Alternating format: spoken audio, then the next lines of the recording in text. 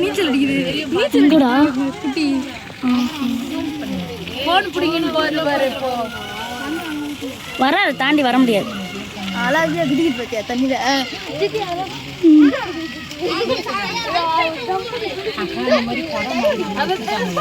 ஒரு குரங்கு தள்ளி விட்டுட்டு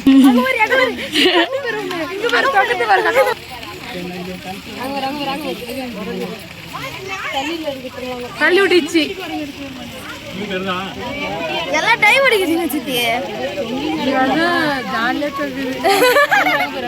குதிக்குது இந்த மால். அதான் புடிச்சு விளையாடுதுங்கன்னு நினைக்கிறேன். டைவ் பண்ணிக்குதுங்க.